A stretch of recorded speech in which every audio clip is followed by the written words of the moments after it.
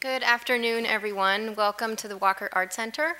I am Sarah Peters. I direct public programs here, and I'm happy to see all of you here this afternoon for today's MAC lecture. The impetus for the talk this afternoon comes from visual artist Haegue Yangs, who occupied this institution as an artist in residence for a month last September and is now back at the Walker to complete the second phase of her residency. The life and work of Marguerite Duras has been a significant component of her project here. The first phase of the residency took the form of a seminar, during which Haegue and several Walker staff members and local artists and scholars met 9 times over the course of 3 weeks to discuss subjects of interest to Haegue and focused several sessions on Marguerite Duras. Haegue's continuing desire to thoroughly analyze the artistic and intellectual achievements of the late French author motivated her return this month and the organization of a multifaceted public program on Duras that includes today's talk and our film series of works by Duras that's been screening since Thursday and concludes this afternoon with the screening of Natalie Granger at 4 p.m. here in the cinema. There is much scholarship on Duras as a writer, a complex political provocateur, and a maker of cinema and theater. But today, we will tune into a different channel to consider her as a philosopher. This revisioning of Duras is the thinking of Marcus Steinweg, whom I am happy to introduce as today's speaker. He joins us from his home in Berlin, where he teaches and writes about the world in the form of philosophy. Of the many subjects that occupy his writing and publishing, the meaning of art and its relationship between it and philosophy has a strong hold on his thinking. In a work titled The Friendship of Art and Philosophy, he defines both entities separately and then unites them by calling out their common interests. He addresses this relationship between modes of production of art and philosophy in numerous other lectures and texts, such as Art, Philosophy, and Politics, What is an Artwork?, The Subject of Art, and Affirmation of Chaos, Art and Philosophy. He has published several books through the esteemed German publisher Mir Verlag and has also written on Haegue Yangs' work. This friendship that he speaks of is also found in Steinweg's collaboration with artists. He works frequently with the Swiss artist Thomas Hirschhorn, and together they have produced artworks, texts, and large-scale projects. As part of Hirschhorn's recent artistic and programmatic installation, the Baruch de Spinoza Festival, which took place in the Bijlmer neighborhood of Amsterdam in the spring and summer of 2009, Steinweg delivered 50 lectures over the course of the 2-month project. The subject of these ruminations are stated clearly in their titles: Against Narcissism, or What Does It Mean to Pay? And the series was punctuated with a number of talks on philosophers, aptly titled Why Derrida, Why Deleuze, Why Duras, etc. The philosophy of Duras is a territory of thought that Steinweg has explored for the past several years. Many lectures and writings, including a book co-authored with the German conceptual artist Rosemary Trockel, which looks like this, are part of a rigorous recasting of Duras as a philosopher rather than as a novelist, a playwright, a journalist, or as a film director as we know her. I want to thank Marcus for traveling so far to share these thoughts of his with us today, and for giving us an opportunity to imagine this familiar yet enigmatic figure in a new way. Before I invite him up to the stage, I would like to draw your attention to the next talk in the MAC lecture series, which will be on Saturday, February 27th at 2 o'clock in the afternoon here in the cinema. A former Walker curator and now curator at Dia Foundation in New York, Jasmine Raymond, will be here in conversation with artist and philosopher Jan Estep from the University of Minnesota in a discussion on art and discomfort. And that's the opening day program for Raymond's new exhibition, Abstract Resistance, which opens on the same day, and borrows its title from a Thomas Hirschhorn work, which will be in the show. So I believe there's a mention of that in your program notes. Please put that on your calendar. It promises to be another exciting afternoon. And I'd also like to thank Aaron and Carol Mack for their generous support of these lectures that enables us to offer them for free. So with that, please welcome Marcus Steinweg.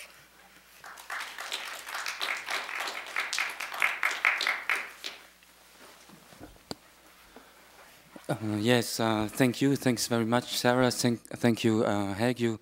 Thanks, of course, to the Walker for this invitation. The title of my lecture today is as announced, the philosophy of Marguerite Duras. And as you know, and as mentioned already by Sarah, we don't know Marguerite Duras as a philosopher primordially. Marguerite Duras is a writer. We know her as a writer. We know her as a playwright also, and as a filmmaker. Marguerite Duras is born in 1914 and she died in 1996. And I started to work on her work. Let me introduce personally. Some years ago, when my publisher, after I made 4 books with him, he said to me, Markus, after you made 4 books, pure philosophy, why do you don't write a book on Kafka, for example, or on Samuel Beckett? And my idea immediately was not Kafka, not Samuel Beckett. Of course, I have a huge respect for these authors, but immediately it came in my mind that I read a long time ago in the 90s when this book appeared, when it came out in 93, Writing, Écrire, a book published at Gallimard by Marguerite Duras. And at that time, this was the only book I know of her, the only book I read of her. And but what I remembered is that what Marguerite Duras calls writing is, in a way, what I call philosophy. So this lecture on the philosophy of Marguerite Duras is about the question, what is philosophy in general, and what is, of course, a philosopher. Every philosopher gives and presents and invents its own concept of philosophy, like every artist is inventing, generating its own concept of art. And Marguerite Duras did the same with writing. She invented her own concept of literature. And she does not say literature, and I come back to this difference. She makes a difference between making literature and writing. So the philosophy of Marguerite Duras has to deal with the question, what does it mean to write, in the sense that Marguerite Duras gave to this notion, to this dynamics, to this procedure of writings. What does it mean to write? What is writing?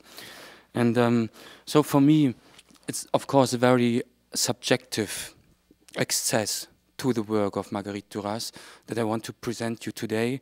My question always is, I don't insist so much in my work, even if I work with artists, or because maybe this is the only way for me to work with artists, like with Thomas Hirschhorn, like with Rosemarie Trockel, for example.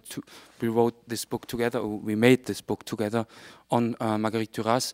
And for me, it's important to insist on the difference of approach, the difference of access, the difference of to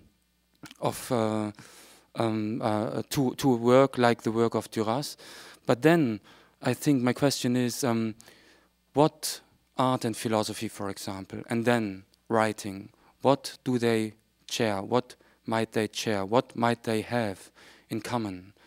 And so for me, philosophy is not simply an academic procedure, you know, like it is.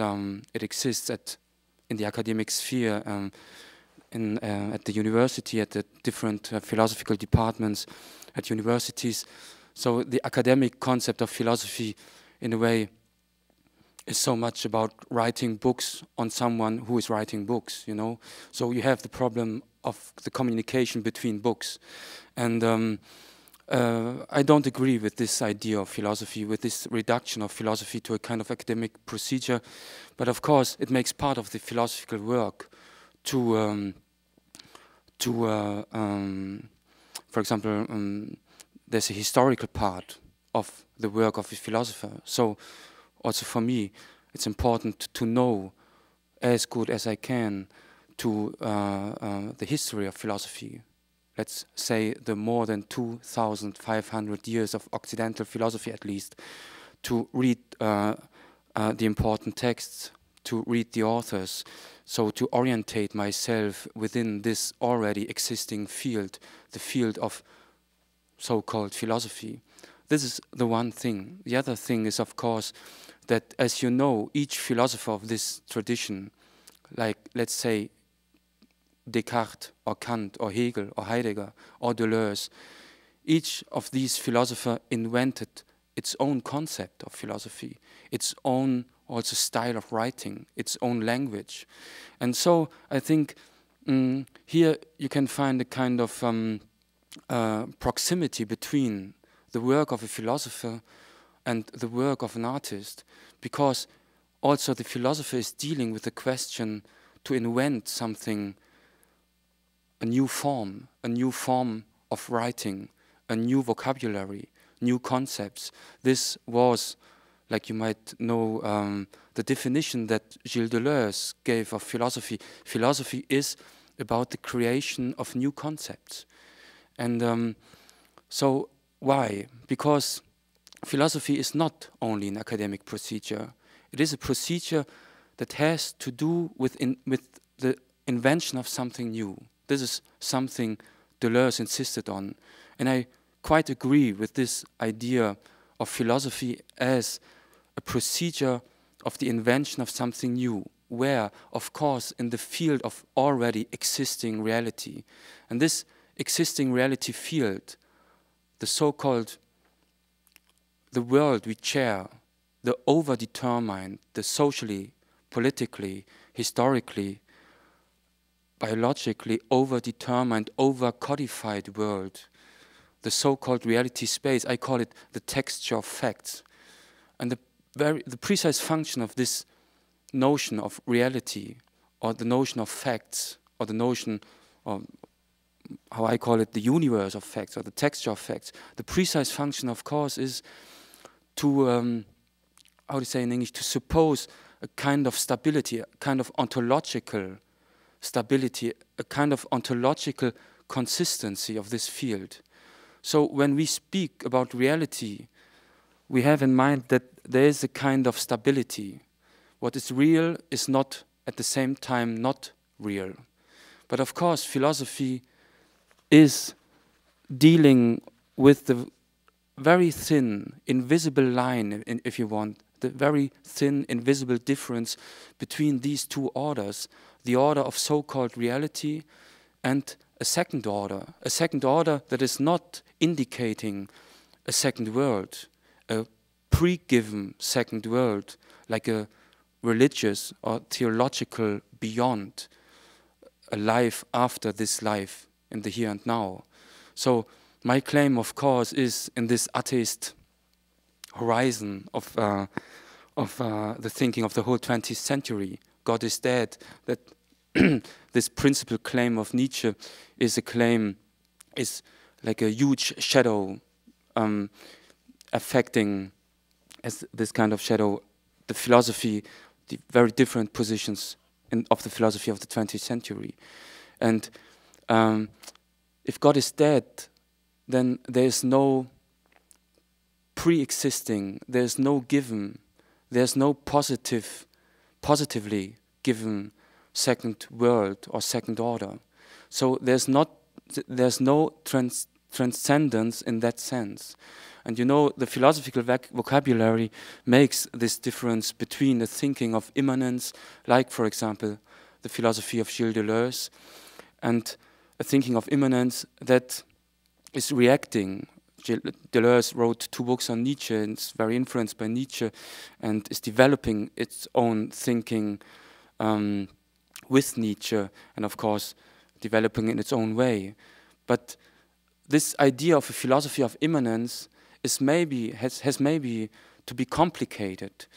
I feel quite close to Gilles Deleuze. There is no transcendence, there is no God, there's no second world order, there's no given beyond, there's no transcendence in this sense. But if you insist on a pure immanence, you would insist it would be simply the other side of the same coin, you know.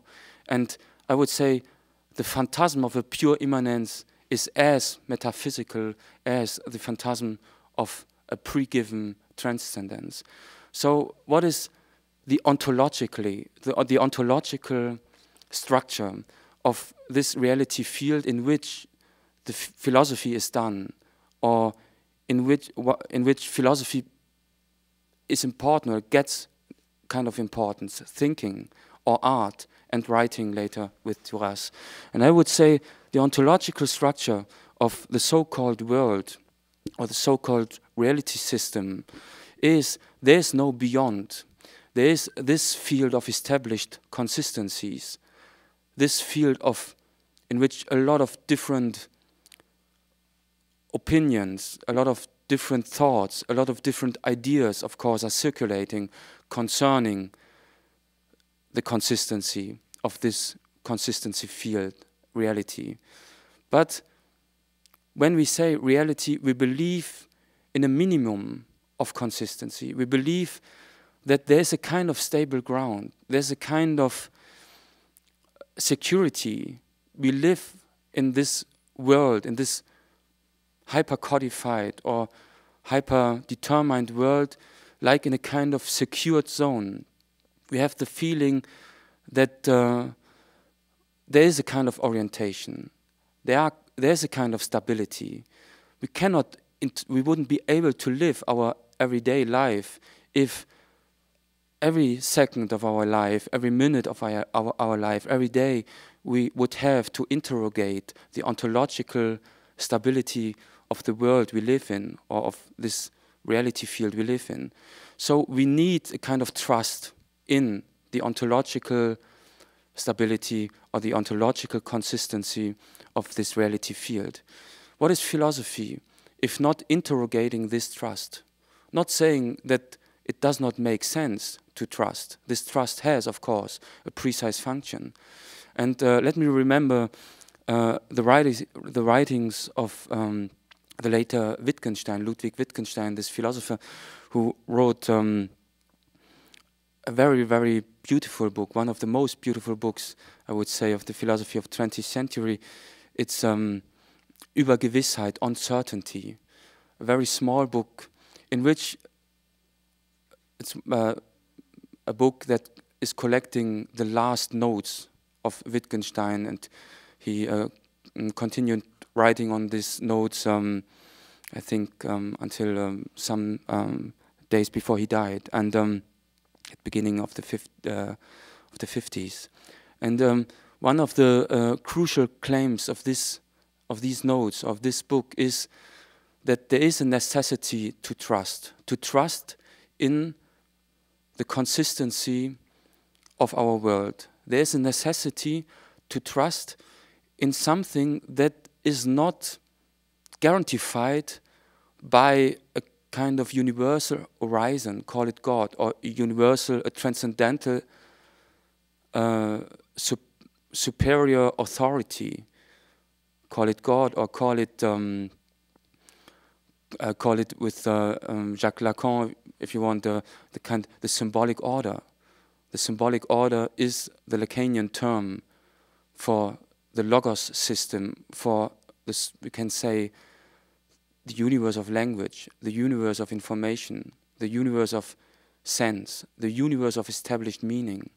And we need the feeling of a kind of consistency of this universe.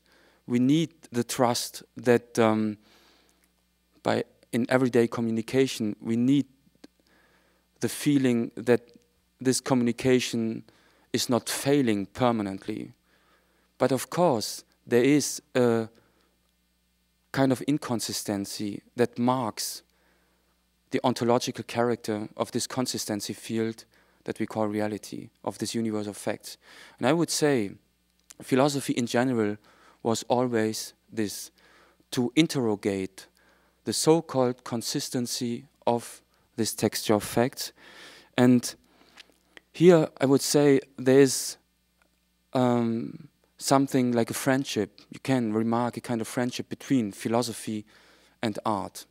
Because to make art, like I said about philosophy, if the philosopher is inventing its own concept, its own concepts, its own concept, for example, of what philosophy is, its own idea of what philosophy is within this field of established realities, then I would say An artist is someone who is inventing its own forms, its own, and of course also its own concept by doing this, its own concept of art within this, by confronting the inherent or the implicit formlessness of the universe of facts. So the universe of facts can be perceived in two different perspectives. First, of course, as the universe of kind of stability, a kind of stable ground. And then in a second perspective, there is the very inconsistency of this field. And one of the crucial notions or words that Duras is dealing with in her whole work is the word the hole. And the hole is, of course, a perforation of the ground. A hole is the hole marks a kind of contact of the ground with the abyss, with a kind of ontological abyss. And of course we can give different names to this abyss. The abyss is, of course, the abyss of incommensurability. It is the abyss of an ontological instability. It is in, for example, the philosophy of Gilles Deleuze and Félix Guattari, in this famous book, especially What is Philosophy, from beginning of the 90s, it is the abyss of chaos. So this ontological structure of the abyss or the whole or incommensurability, these are different, these are in a way synonyms for what I called before the very inconsistency of this consistency field that is reality. So and here, this is why I speak about the friendship between philosophy and art, because even if, of course, each artist is expressing itself in a different way. For example, the one is using this medium and the other this one. One is working more conceptual, if you want, and the other one is a painter, and the other one makes performance or is dancing or whatever. And I would say what Duras calls writing is not simply to write down some words or to write a book. She's insisting, as I said, on a fundamental difference between writing and making literature. And she invented her own concept of literature by insisting, by claiming that what she is doing, her literature, is writing. What is the difference?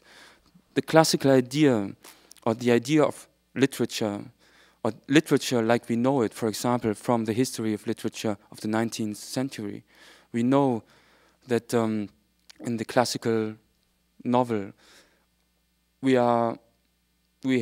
get a kind of, the writer is developing kind of consistent story, consistent characters. There is so the possibility to identify this character, and that means finally to make the difference between, I simplify of course, the good one and the evil one, for example, or the one with this character and these attributes, and the other one with these attributes. And so the idea of literature, like it is defined by Duras, of traditional literature, is that the traditional writer is inventing and affirming consistencies, personal consistencies, a consistent world, a consistent climate, a consistent plot. So, in a way, there's a kind of orientation in such a book. There's the possibility, in a way, to inhabit the world presented to you, to orientate yourself in this world. And of course, to write a novel, it's so often like inventing a new world. And the world invented by classical literature, like Duras is classifying or defining it, is a consistent world. So writing and the early books of Duras are in a way still quite close to this the early books is, for example, Une vie tranquille. I don't know the English translations. Or The Shameless is the second one, or the first one, and then the Une vie tranquille is, I think, the second one.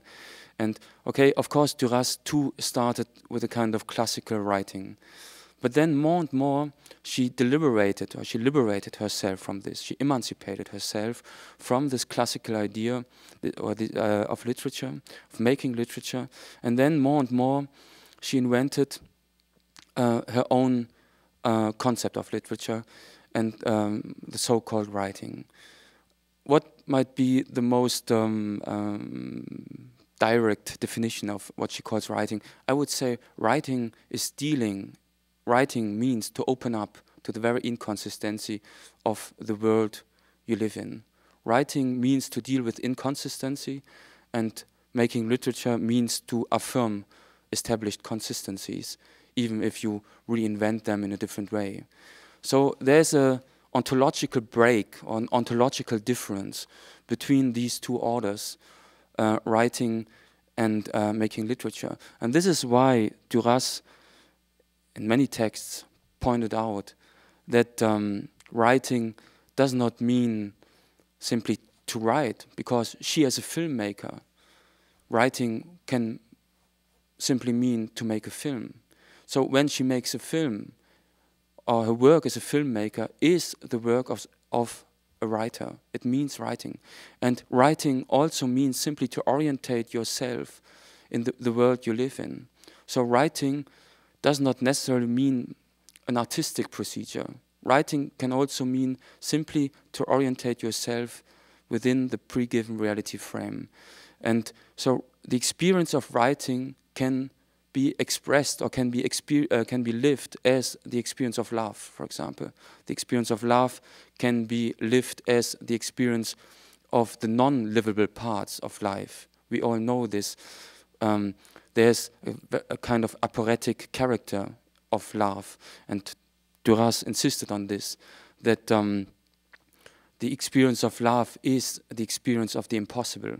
But an impossible you live, but you live it as impossibility as such. You live it as in a kind of incommensurability of your life. You live it as something that you do not control. So the philosophy of the philosophy of the whole 20th century, but the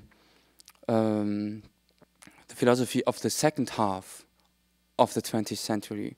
For example, the philosophy that is started with Lacanian psychoanalysis in the 50s or 40s before a little bit, and then I mentioned Deleuze and Derrida, the so-called French philosophers of difference. Marguerite Duras is quite close to these philosophers.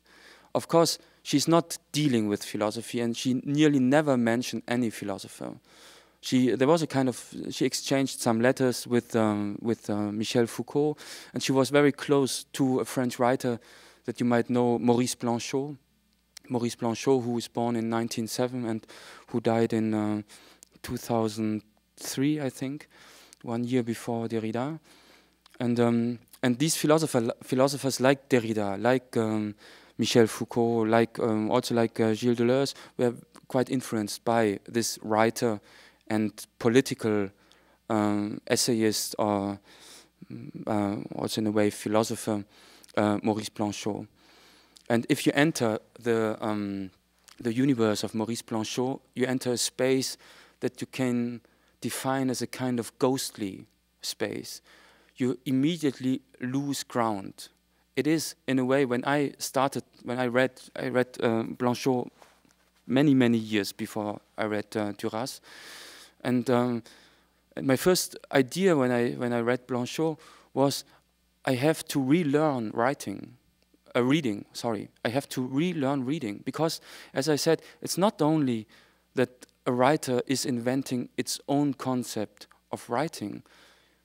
It is also inventing its own concept of reading, because you, the reader, are affected by this unexpected, this in a way very challenging. Sorry, very demanding. Yeah. Character of the new. Something new is something you cannot deal with. Something new is something unexpected. Something new is something surprising. Something new is something uncanny. And so, in this ontological ontotopology that I started to define, is this dimension of the uncanny, this dimension of the new. This is the dimension of the experience of something I'm not experienced to deal with. And Maurice Blanchot is the writer, the French writer, I would say, very close then to Marguerite Duras, who invented a concept of literature that is dealing with characters that are not longer psychological characters, like, for example, in the philosophy of the 19th century. So what emerges here is, of course, the very crucial question of the whole history of philosophy, but especially, of course, of the philosophy after Nietzsche. With Nietzsche and with the philosophy that of the early 20th century, let's say Heidegger, for example, started a kind of interrogation, a very fundamental interrogation of this category of the subject. Does it still make sense to address the human being as a subject? Because there was a long tradition, German idealism, if you want, but of course it starts in a way, to simplify, with René Descartes. René Descartes, who died in 1596, who was born in 1596 and he died in 1640, I think. And René Descartes, he addressed the human being as an ego cogito, as a thinking substance. So there was a kind of trust in the capacity of thinking, and a capacity of thinking that is a capacity of orientation, that is a capacity of that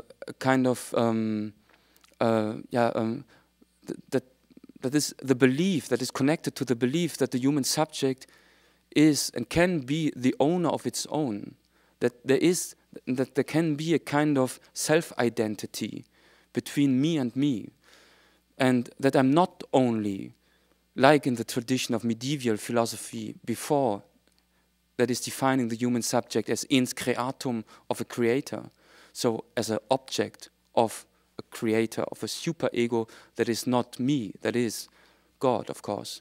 And we can say that the modern period of philosophers starts with this kind of emancipation of the subject by addressing itself as subject, as something else than only an object of the creation of someone else, only in its ens creatum. And more, the philosophy of developed as a philosophy of subjectivity, or addressing the human subject as a subject of thinking, as a subject of self-consciousness, of course, in German idealism. Let's start with Kant. And the classical idea is, of course, that this subject, every one of us as a human subject, as a singular, particular, ontic, empirical subject, everyone here is quite different from each other. But the classical philosophy of German idealism allows us to address each one in its specificity or particularity as a subject, because it makes part of a universal structure, the so-called transcendental subjectivity, a structure going on to the philosophy of Edmund Husserl, modern phenomenology of the beginning of the 20th century. So there's the idea, the empiric subject is a subject because it is already connected to a pre-given universal we-subjectivity, a transcendental subjectivity. Before, of course, it was God. Now it is a kind of ontological structure. The belief is not the belief in God now. The philosophical belief is now the belief in a kind of pre-given subjectivity, in a kind of pre-given, let's put it Platonic, in a pre-given idea, in a pre-given substance, what the human subject is. So in a way, there is a text, there is someone who knows. There's the idea that there's a text in which it is already written what I am as a human being, as a human subject. So my freedom and my responsibility is reduced, being nothing but, in a way, an empiric, ontic subject connected to this pre-given universal structure. And the philosophy, as I said, of the 20th century established more and more also mistrust concerning the idea of a universal subjectivity, a pre-given subjectivity. So if God is dead, maybe we have to accept that we are dealing not only with a subject with subjectivity, but with a subject without subjectivity. A subject without subjectivity would be, of course, a subject of a fundamental lack, a fundamental emptiness, a fundamental lack of orientation, a fundamental lack of programmation. So there's no program. There is, of course, like I said, we are codified. Nobody of us decided to be born. Nobody of us decided to be born at that historical period, in that culture, and by these parents. So we all are objects of the circumstances we live in. We all are objects of this texture of facts. This is the one thing. The other thing is, is this everything? Is the human subject primordially, or is it nothing but an object of its circumstances? Is it nothing but an object that means that there's no freedom at all? There's no freedom. If there's no freedom, there's no responsibility, because freedom is the very condition of responsibility. So I would say these are two extremes. The classical, in an orthodox reading of German idealism, the classical idea of the human subject as a kind of subject that is really the owner of itself, as a subject of absolute knowledge. Of course, it's more complicated with Hegel. But there's this idea in Hegel, there's this idea in German idealism, that there might be a kind of ontological identity between me and me. And I would say with, of course, the invention of psychoanalysis with Freud, of course, and with the invention of the category of the unconsciousness and the unconscious, with Darwin, of course, and with Nietzsche later, and with the theory of alienation, Karl Marx. So these three crucial philosophical inventions, like the invention of unconsciousness by Freud, the theory of alienation by Marx, and the theory of evolution by Charles Darwin. These three inventions can be read, of course, and I'm not the only one saying this, of course, as kind of narcissistic pleasures concerning the self-addressing of the human subject as a subject that is, in a way, the owner of its own. And so there might be a kind of gap between me and me.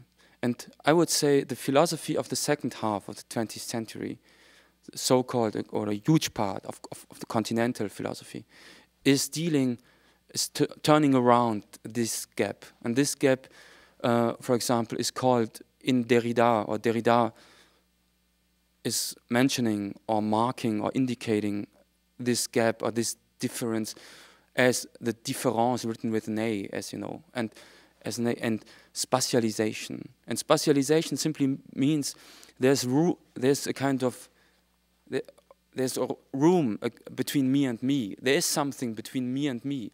So there is a kind of gap between me and me. I'm not identical, one-to-one identical with myself. And of course, this gap is the very condition of freedom. So it's not a kind of pessimistic theory of non-identity. That has nothing to do with kind of pessimistic and it's not a tragic paradigm or something like this.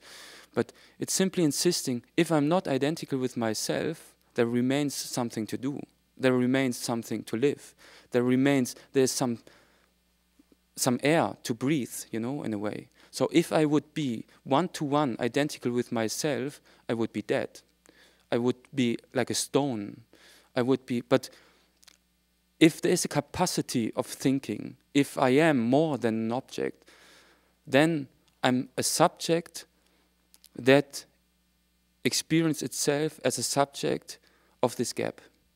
So there's no reason to give up this idea, like it was done, of course, by these philosophers that I mentioned, also by Derrida. Derrida is doesn't continue using the word subject, and Gilles Deleuze and Félix Guattari the same. There's a kind of, in a way, fear concerning this category of the subject, and I understand quite well why. Because what they are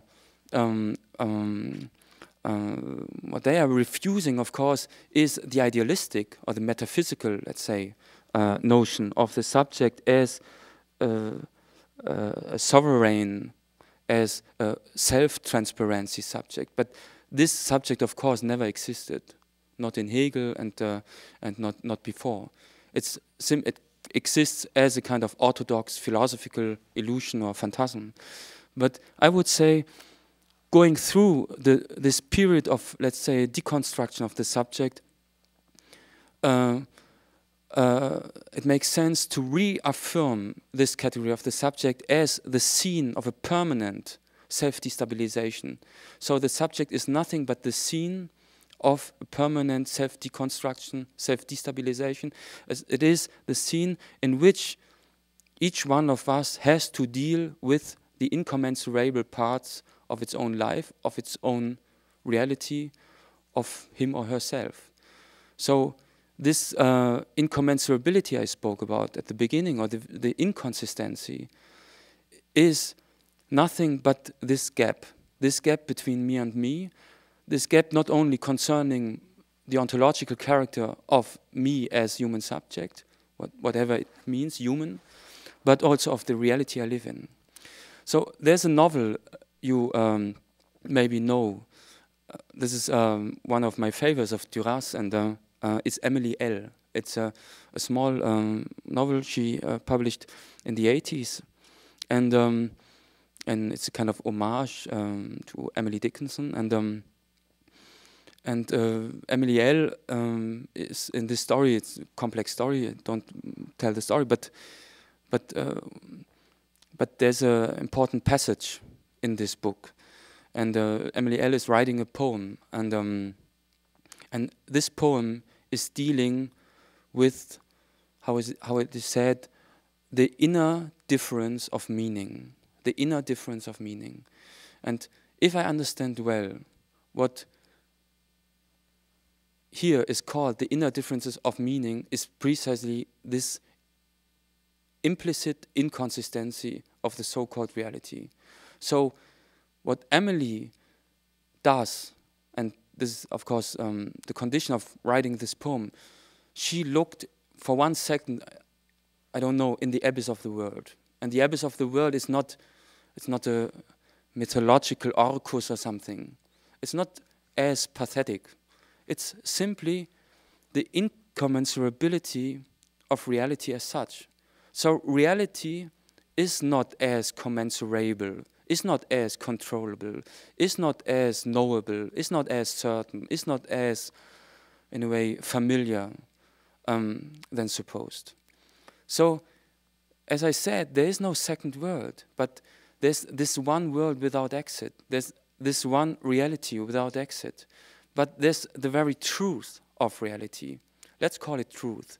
But truth is not something existing. Truth is not something given. Truth is simply the name. This is how I define truth now. Truth is not something you can find. It's not there or behind me, or I don't know, or in the sky, like the sky of the ideas in Plato. Also. Truth is not something already existing. Truth is simply something you can experience as the inconsistency of the world you live in, and the inconsistency then, of course, of yourself as the subject, as an inhabitant of this world, as an inhabitant of a world without alternatives, as an inhabitant of a world that is much, much less familiar than supposed. And this is, for me, the crucial philosophical claim of the work of Duras, that she insists on her work as a writer as this kind of blind dynamics towards the blind spot of reality. There's a kind of, like a black sun.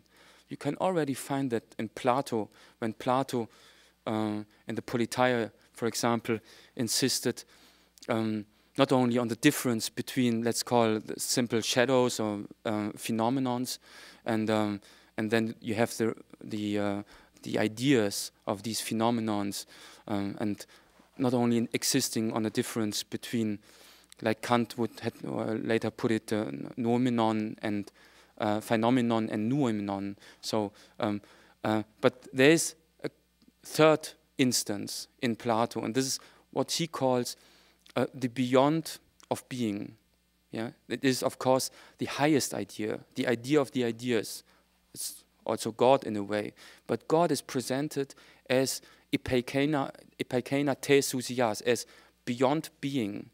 So that means, and it is connected to the image of the sun, or to the metaphor, if you want, or allegory of the sun. But this is a black sun, of course. You do not look directly in the sun without immediately being blinded. So, and I would say this is the blind spot. This is another image or another metaphor for what I would call inconsistency or incommensurability. And this is the philosophical engagement of the work of Duras, and this is why she cannot simply accept making literature, inscribing herself in an already existing field or already existing notion or concept of literature, because, and this is why she was aggressed by so many people, of course. There was so many people also offending her for her way of writing, of course, or making films, because it was a kind something unsupportable. Of course, she had also a lot of fans, more and more than, and when she published The Lover, then she became a writer also for a huge public, and translated more than 50 languages. But it was a long way. But anyhow, that is not the goal.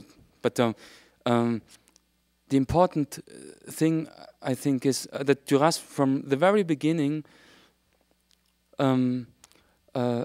experienced literature, or her work, her writing, as something that goes beyond the classic concept of making literature.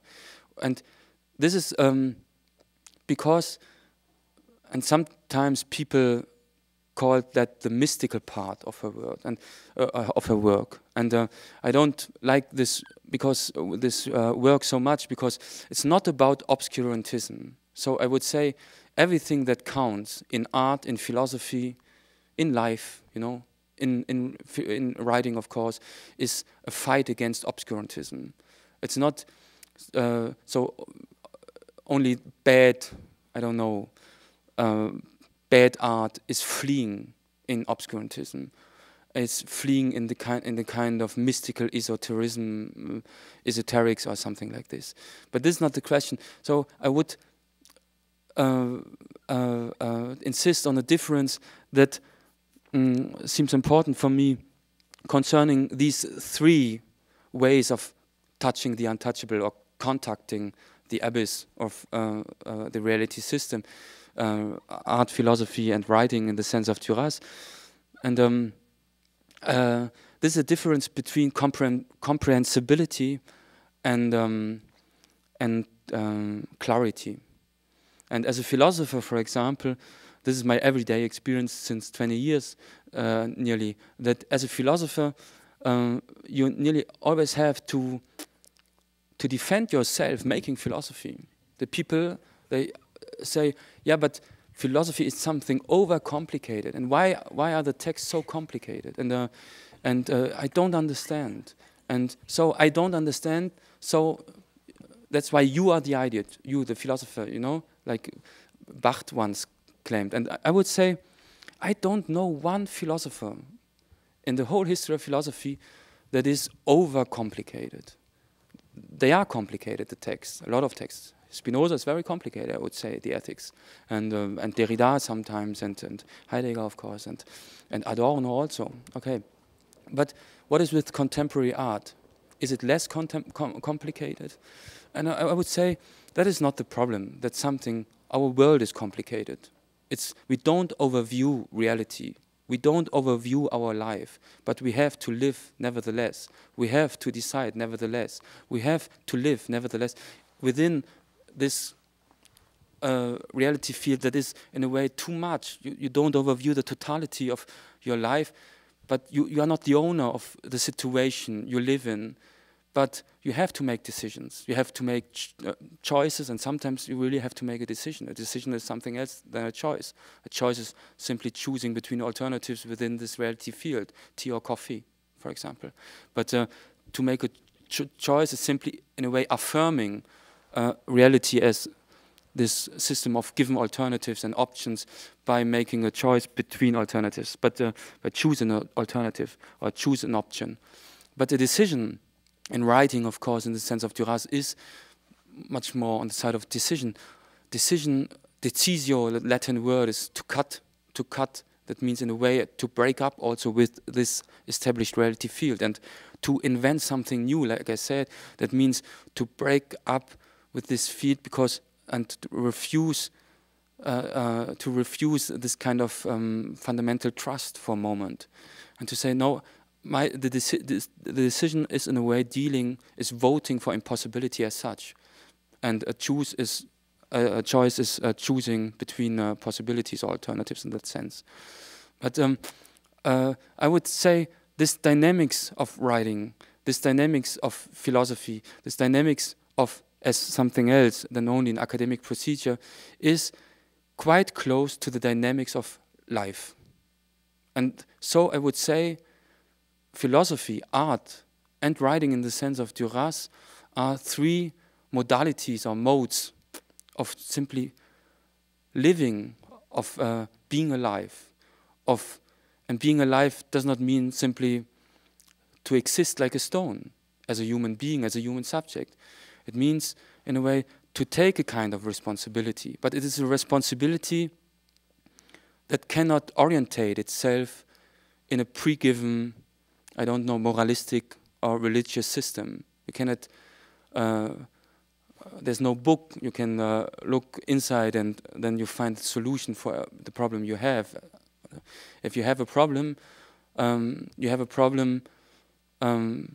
that you have to solve alone. And Maurice Blanchot invented one concept that seems for me close to the experience of writing in the sense of Marguerite Duras.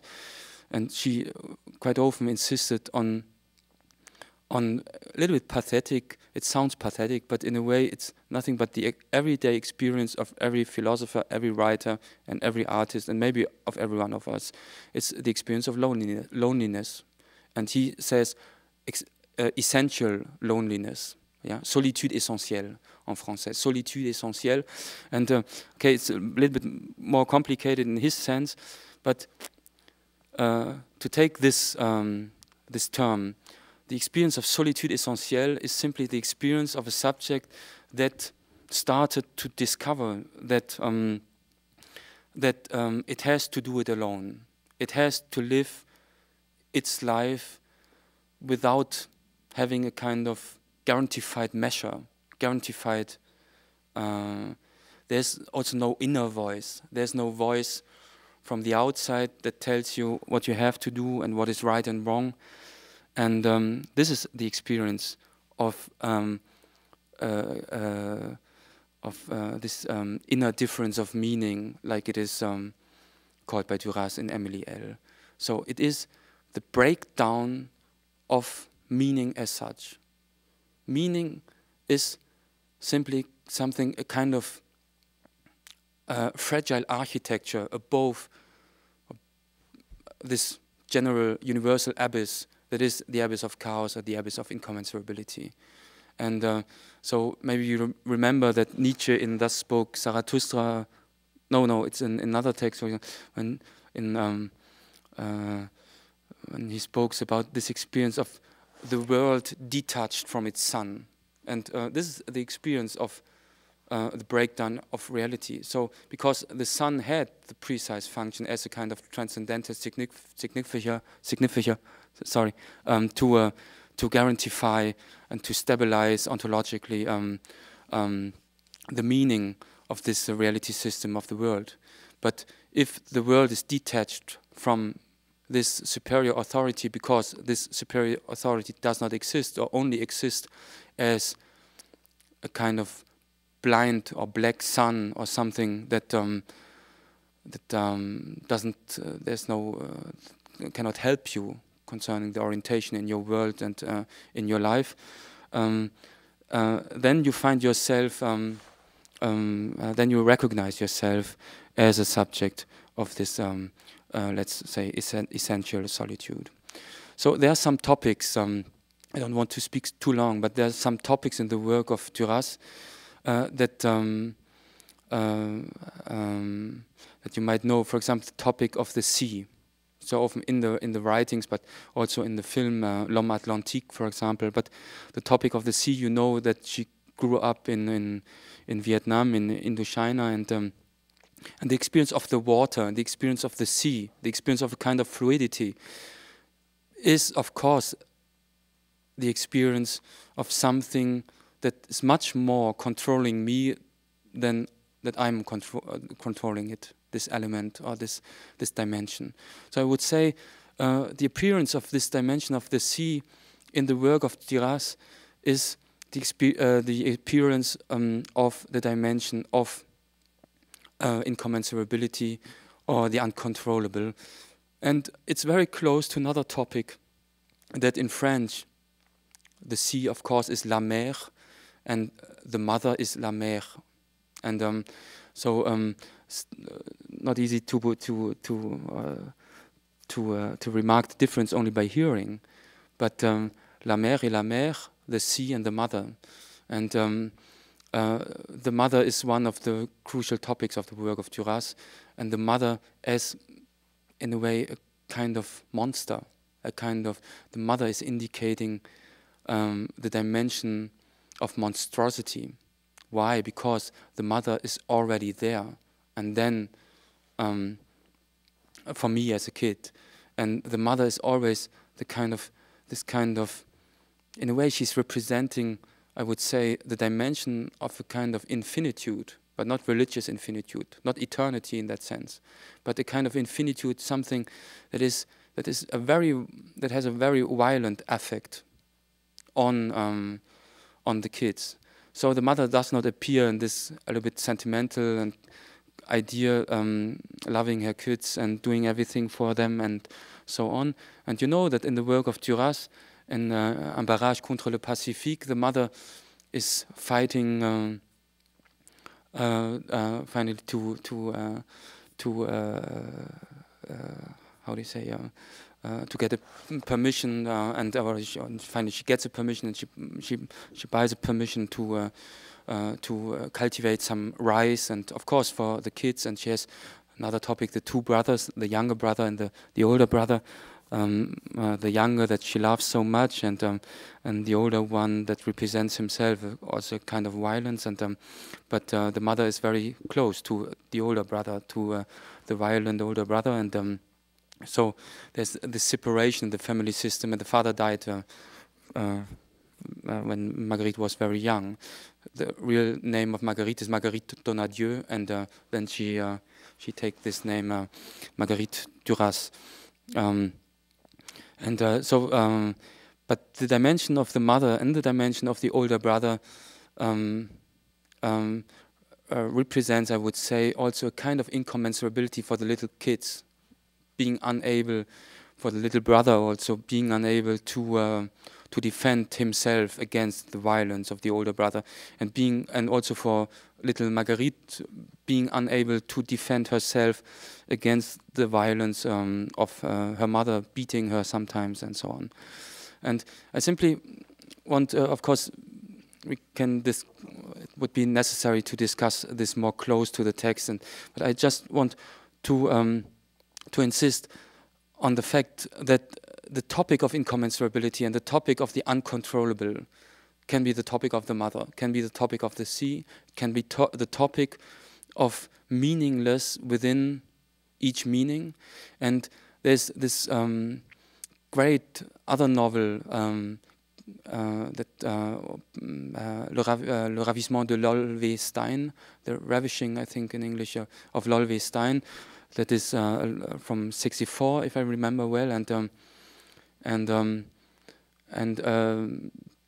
in this novel, so 20 years before Emily L., published and written before Emily L., there appears another formulation that seems for me being close to this inner difference of meaning, and this is what she calls, Marguerite Duras calls, there le mot trou, the whole word.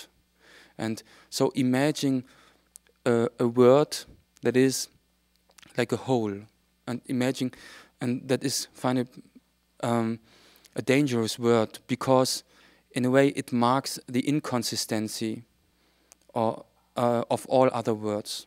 So again, the inconsistency also of meaning, the inconsistency of communication, the inconsistency finally of the subject of communication, the inconsistency of the subject without subjectivity, or the inconsistency of a subject without subjectivity is a subject of a kind of ontological emptiness.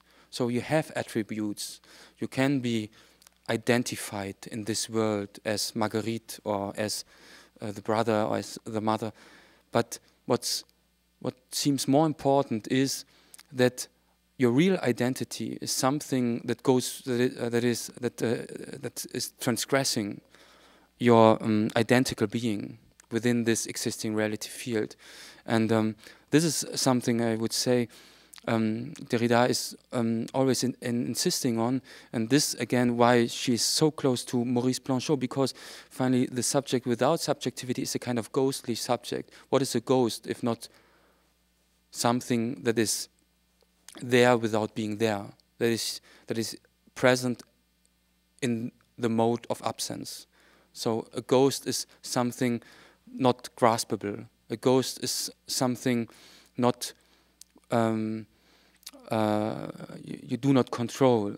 So at the moment it's here and then it disappeared. So the disappearance is the ontological modus of being of a ghost, of the ghostly being. And I would say the characters more and more that Duras is inventing in her writings are such ghostly characters, not graspable, not controllable, in a way face and nameless. She's using these words, face and nameless, because the face and the name is something we need to recognize, to identify to the other. But there's also, of course, the idea of a radical otherness of the other, and so radical, so that it is something beyond beyond its established identity in the social field, and the field of the symbolic order.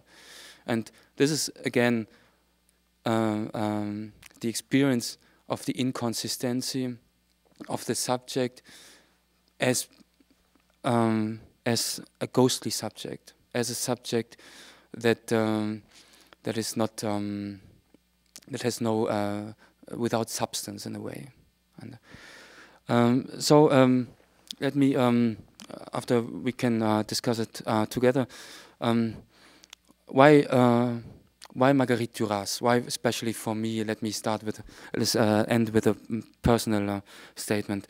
So, because I think philosophy is precisely this, dealing with the ghostly part of reality, dealing with the ghostly part of the human subject, accepting the non-livable parts of life, confronting incommensurability as the very truth of reality, as the very truth of my life, as the very truth of the human subject, and accepting this kind of essential solitude as the very character of human subject life.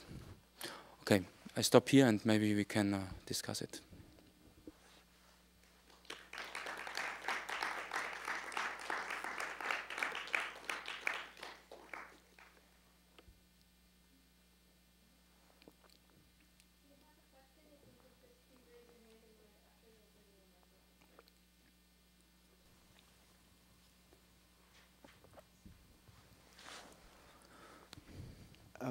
There's a book by Kierkegaard that we know in English as Sickness Unto Death, and I think the title in French is La Maladie à Mort, or La Maladie à la Mort.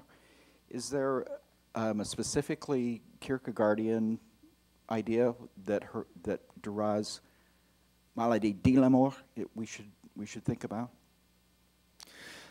In fact, I don't know if she refers in an explicit way to Kierkegaard. I don't remember having read this, and I don't. I would say there's no explicit, but of course I'm sure she made an implicit reference. Maladie de la mort, as the malady, the sickness of being unable to love in this text. How defining such a text, Maladie de la Mort, is such a special and specific text. Again, I would say this is a text. Is it a novel? Is it a? It's like the same with Maurice Blanchot when Derrida discussed this in his writings on Blanchot. Récit, is this the right word for but I don't know about an explicit reference and. But you would like to make this reference? I mean, I don't know the Kierkegaard book well enough to talk about it. I guess I'm asking. Yeah, but my impression is it was more an implicit reference. But I would be unable now, and it would be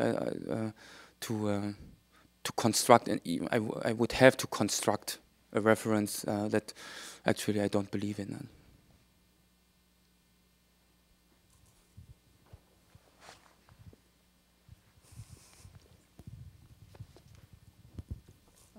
I was wondering if you could talk a little bit about this idea of a community of loneliness or of alienation that Yang talks about in her work.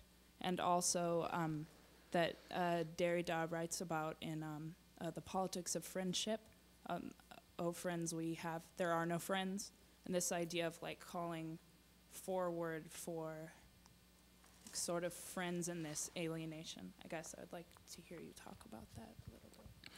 Yeah, first I would say, I would remember to you that this topic of community became such a huge important after, I would say in a way, after '89, after the breakdown of Soviet Union and so on, and but of course there's a philosophical impact, not only a political, but there's both a philosophical and a political impact, and concerning this idea of community. And like I said in the lecture, the classical idea is how to define the togetherness of each singular subject, each singular human being.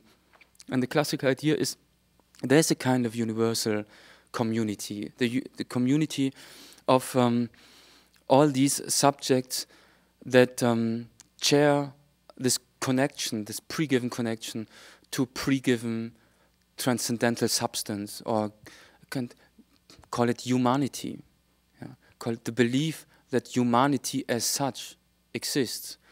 And then I would say with the interrogation, of course also in the history of philosophy of the 20th century, especially after Nietzsche and with Nietzsche, with the interrogation of the character of the human subject, with exploring in a way the emptiness and the inconsistency of the human subject, then of course the question becomes gets kind of urgency to ask you, yeah, but how to imagine, or how to define a community of ghosts in a way, a community of subjects without subjectivity.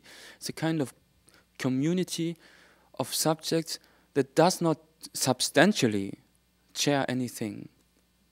They, for example, you can say in the classical political perspective, of course, you say someone who is from the States and who inhabits the States shares with someone other who inhabits the States this inhabitants. Okay, but what is a substance? Is it is there a kind of substance, or like I called it, an ontological, yeah, criterium that that finally would constitute the fundament for this community? And this is, I think, the question of Maurice Blanchot and in very different ways, Jean-Luc Nancy, like you know, maybe a philosopher today who is interrogating, who's dealing with this question of community. But it is a community of a subject that is not guaranteed by a pre-given ground, by a pre-given idea, by a pre-given concept. And this is, in that sense, it is a community. I don't know how Haegue is using this word, but I know that she's close also to Duras and Blanchot. And I would say the community of absence is a community of the absence of a transcendental substance, or a transcendental program. So the absence, what I call a subject without subjectivity, this without marks precisely this absence. So the subject without subjectivity is the subject of absence in the sense I would put it. And this is a situation, I would say, we are dealing with in contemporary philosophy. Different philosophers, Roberto Esposito in Italy, there are different philosophers dealing with this question, how to think in a way, let's say, humanity by accepting first that humanity as such does not exist. How thinking, how giving, that's one of the oldest philosophical questions. What is a human being? And how this human being, how is it inhabiting its world? And what is it, its world? So these two questions that I tried also I try to speak about in the lecture is that we have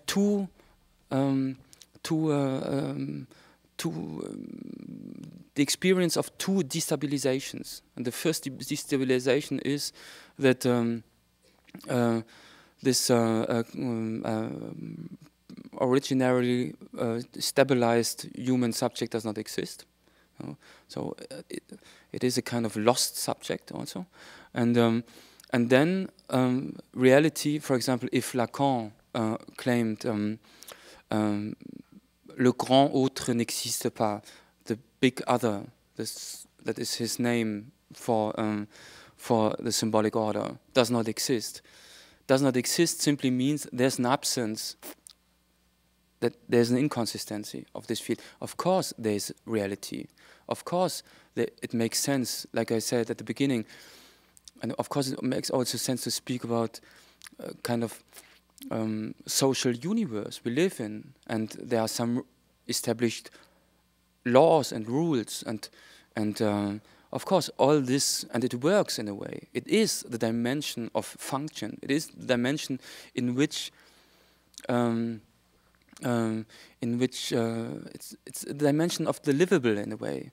But of course, but philosophy and I would say art and writing to have to interrogate the consistency of this universe, and then you make the experience, and then you see, and this is what Duras in a way pointed out in her way, that that there's no stabilization, there's no orientation, there's no absolute orientation. You know, there is some orientation, but there's no absolute orientation. There's no absolute guarantee, and this is what I like. Duras didn't like Sartre so much, and there was, of course, in Paris between the intellectuals, it's a very special thing, and a lot of enemies.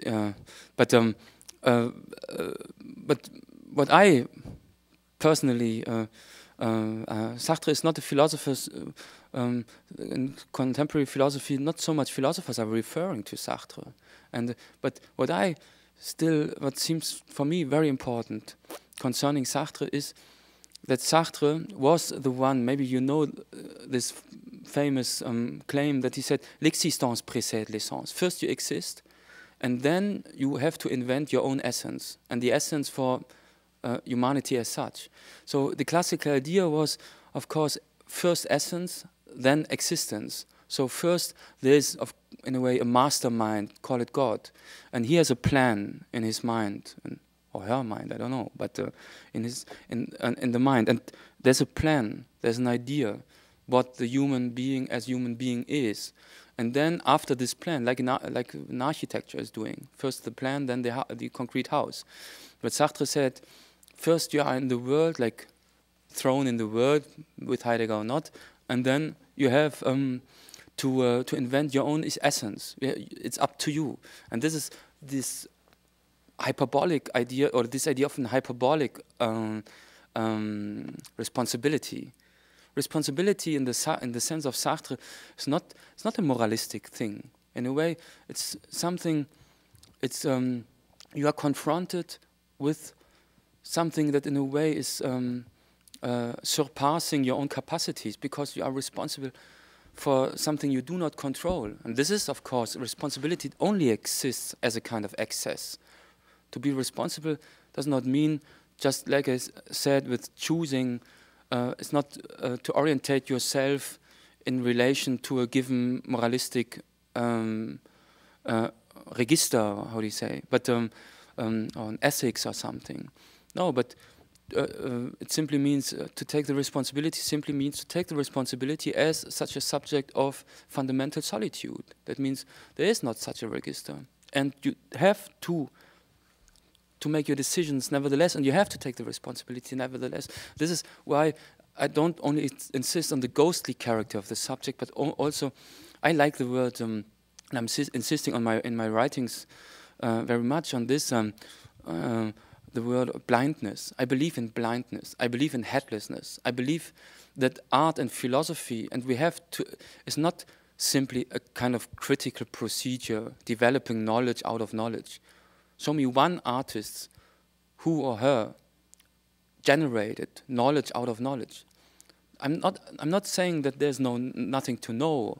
But there's so much knowledge, so much information. We live in this time of communication, over information. Sometimes you have the idea, okay, there's so much hardware, but where's the software? So, you know, you can communicate more and more, and you have better modes of communication and better iPhones, and I don't know, but what are you communicating? That's sometimes the question I would have to some 12, 13 years old kids in the bus. You know, I see you like to communicate, but what is it about? And this is not a moralistic thing, but I think now we have this kind of empty communication. The thing is not what you communicate, but as long as you communicate, you are in the game. And philosophy is to interrupt, to stop with this for 1 second, with this kind of this craziness of communication, but not with a kind of moralistic claim, but much on insisting. Don't believe in communication and knowledge and information. These make part of the same order, I would say. But for example, when Duras is writing, but it's like a platitude. Everyone knows this platitude of someone who has to write a text, and then you have this white paper and you don't know, and even if you're a writer or not, and then you have this horror vacui of this white paper, and you have to fulfill it, and you are lost. You are lost, and this is an experience. I think that every artist, every philosopher always do, and we will continue doing it until we are doing what we are doing. But it's not a disaster. It simply means it simply means to restart every time, and to confront the very emptiness of your situation, and to confront also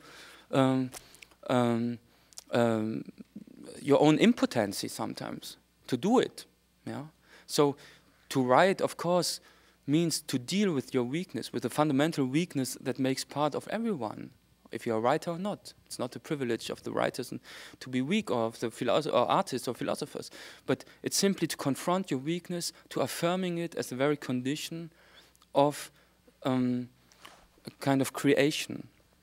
And I believe in creation, but in creation that finds her there's its starting point in this confrontation of this fundamental emptiness.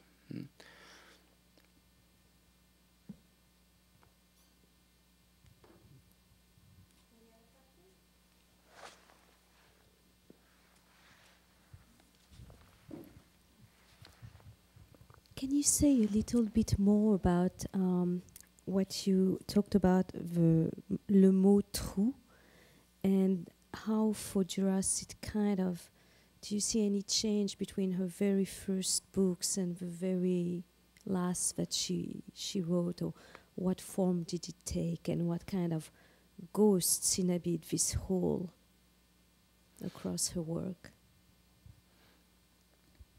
Yeah, I simply first le mot trou is like a formula or formulation that appears in Lolwestein, and but it's not, of course, it's not explained, and it's not really developed. So you have to deal yourself with this, with the meaning of this destruction of meaning.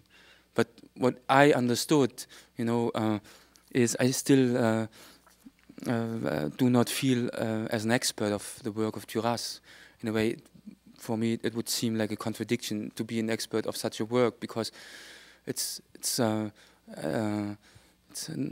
really controllable, not by me. And but I simply can tell you what I understood and how I understood this formulation, mot trou. And of course, for example, she lived also when she wasn't in Paris. She had this room in this Roche Noire hotel, and this is in Trouville, and this was sometimes pointed out that she liked to live in Trouville, in the city of the whole, if you want. So, in a way, I think we understand. Maybe we don't understand what really she wanted to say, but I would say. It's simply the courage. She's a very courageous author, like I experienced her. And I would say the courage is always the courage of the confrontation of emptiness, of a whole, of destabilization, of, what is the counter word of the whole? How do you say? Something complete, or whole. Yes. The true, yeah.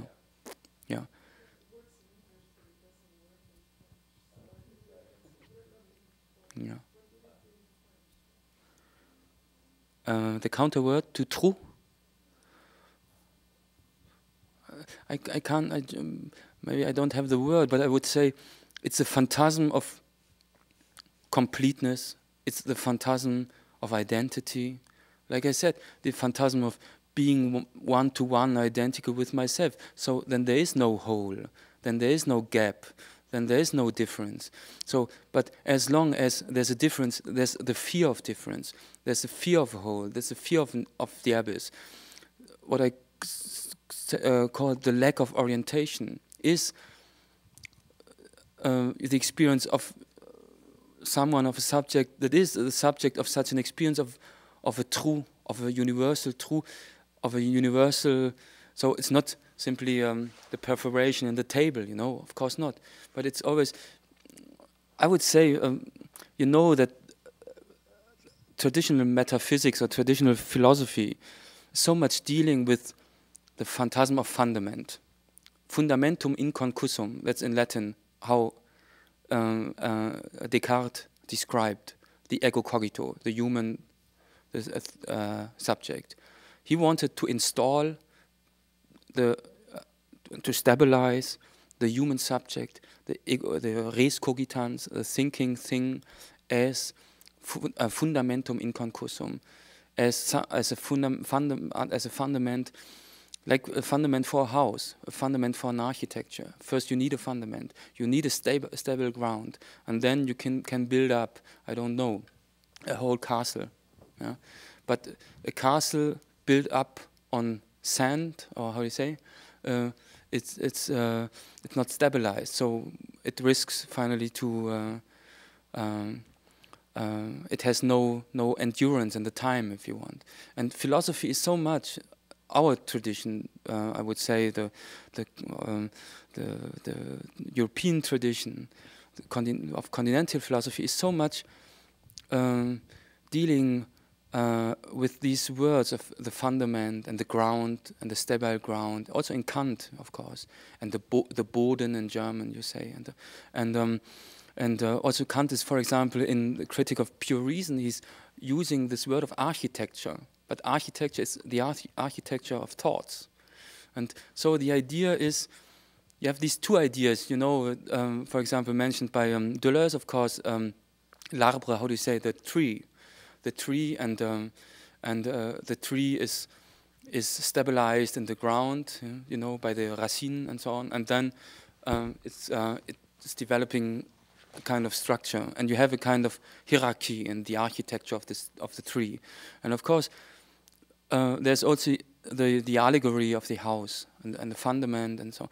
And I would say that modern thinking, the philosophy of modernity in continental thinking, started with this idea of that it is possible to find such a fundament and to stabilize the human subject on a stable ground.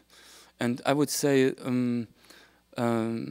Duras, without being a philosopher, I present her here as a philosopher, but as a philosopher that, of course, does not want to be a philosopher, and that she, with this topic of the whole, is of course referring on this tradition, on this phantasmatic, on these phantasms. Finally, that it might be able to guarantee and to stabilize the human subject on a stable ground,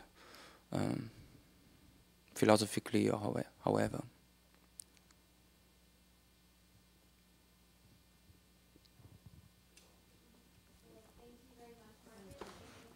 Thanks.